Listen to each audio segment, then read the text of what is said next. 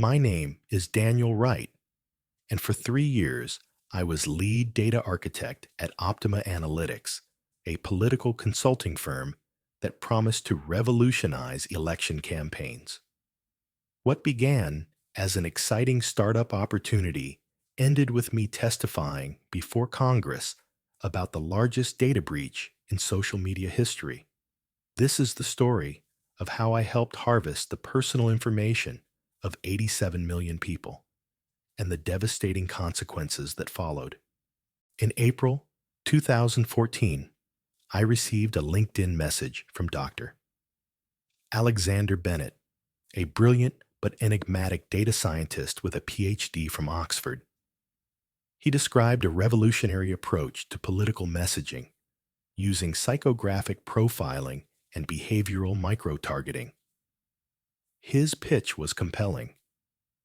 We're not just predicting voter behavior, we're changing it.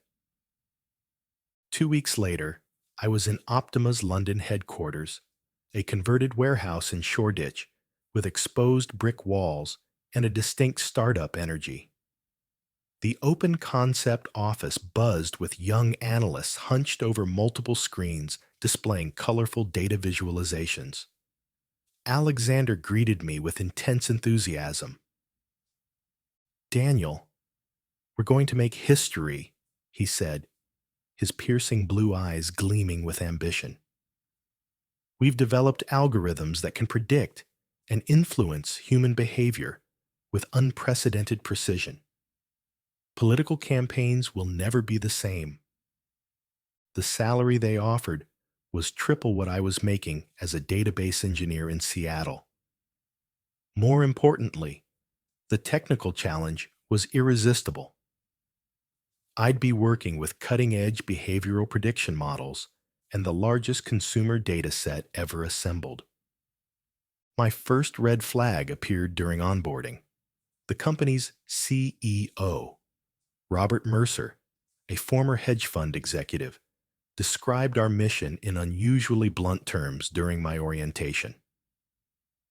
"Elections are inefficient markets," he explained, swirling expensive scotch in a crystal tumbler.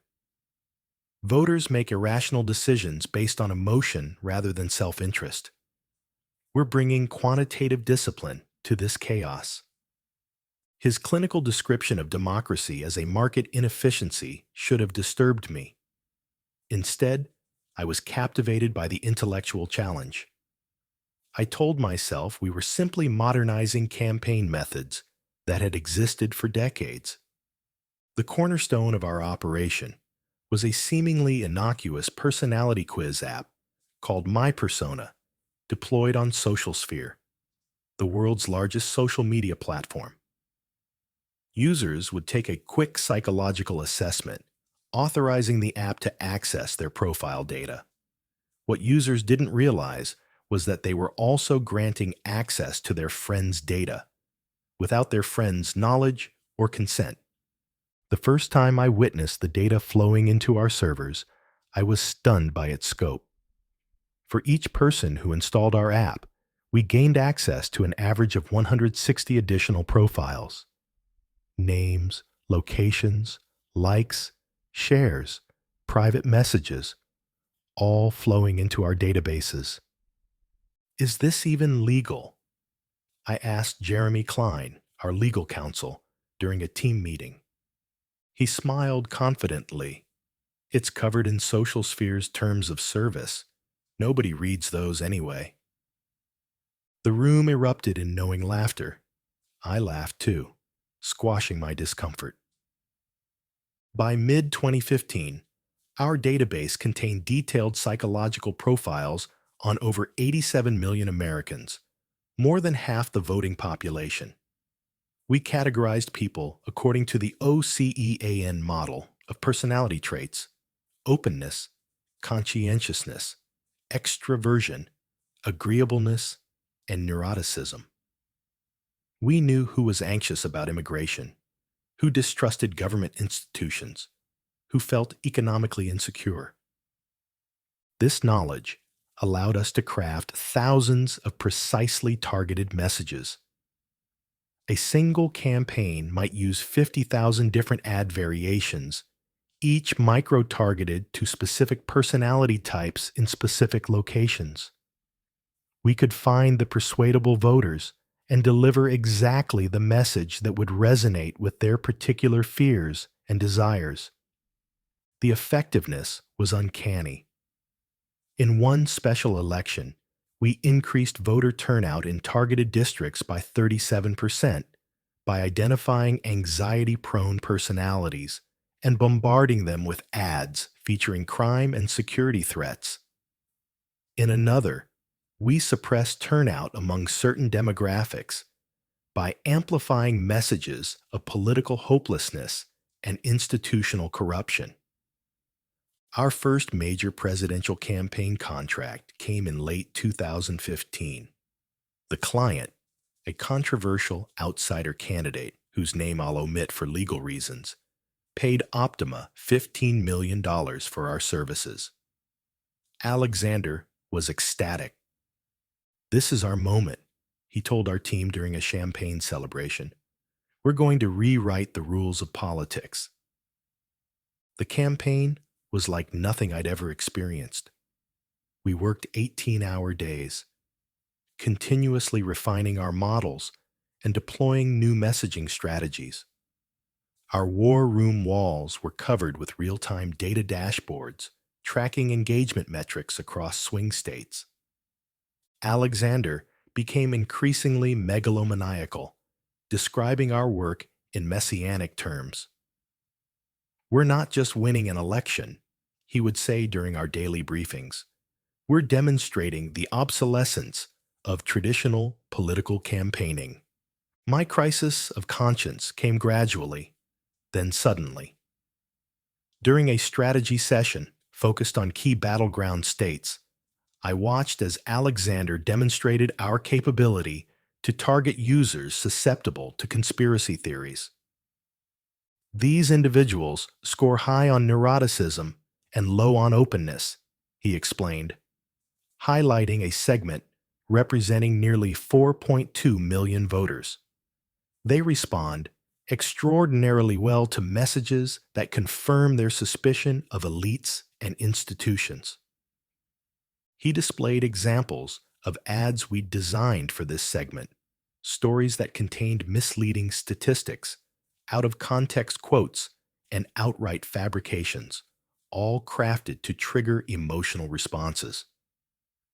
"But these claims aren't factually accurate," I objected. Alexander shrugged. "Factual accuracy is less important than psychological resonance. We're not in the truth business. We're in the persuasion business." That night, I couldn't sleep. I had entered this field to apply data science to understand human behavior, not to manipulate it with deliberate misinformation. The next morning, I expressed my concerns to Robert Mercer. "You're being naive, Daniel," he said dismissively. "Every political campaign distorts the truth. We're just more scientific about it." I considered resigning, but rationalized staying. If I left, someone else would simply take my place. At least by remaining, I could try to establish some ethical guardrails. My compromise was quietly documenting everything. I created encrypted backups of our targeting strategies, psychological profiles, and messaging experiments. I wasn't sure what I'd do with this information, but I needed some insurance against what increasingly felt like participation in something unethical. The breaking point came 2 weeks before the election. Alexander unveiled a new strategy targeting first-time voters in urban districts with messages designed to discourage turnout. These weren't get-out-the-vote efforts, but rather sophisticated voter suppression tactics aimed specifically at demographics expected to support our client's opponent. "This is specifically targeting minority communities," I said, no longer able to contain my objection. It's targeting personality types that happen to be more prevalent in those communities, Alexander countered. There's nothing illegal about discouraging people from voting. But there was something profoundly wrong about it. That weekend, I contacted a journalist at the Guardian newspaper. I outlined Optima's methods and the scale of the social sphere data harvesting. The journalist was skeptical at first. The numbers seemed too large to be believable. Social sphere users never consented to this, I explained. They have no idea their personal information is being used to psychologically profile and manipulate them. The story broke 3 days after the election. Social Sphere initially dismissed it as sensationalism, but as more details emerged, they could no longer deny the scope of the breach. Congressional hearings were announced. Social Sphere's stock plummeted, wiping $134 billion from its market value in a single week. Alexander fled to Singapore, beyond the reach of U.S. subpoenas. Mercer issued a statement denying knowledge of any improper data collection. Optima Analytics hastily shut down operations. Its servers wiped clean. But not before I had secured evidence of everything we'd done. I was called to testify before Congress in March 2018. For 6 hours, I explained how we had exploited Social Sphere's lax data policies to harvest personal information on 87 million Americans without their knowledge. I detailed how we used that data to identify psychological vulnerabilities that could be exploited for political influence.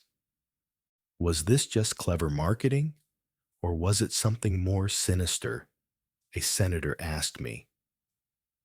The difference is consent and transparency, I replied. When you see a billboard, you know you're being advertised to. With our methods, people had no idea they were being individually profiled and manipulated based on their psychological vulnerabilities. The aftermath was brutal. I received death threats from political extremists. Former colleagues denounced me as a traitor. My marriage collapsed under the strain. The tech industry blacklisted me. But I don't regret coming forward. The Optima scandal led to the most sweeping data privacy regulations in U.S. history. Social Sphere paid a $5 billion fine and was forced to restructure its data sharing policies. A new era of digital privacy consciousness began.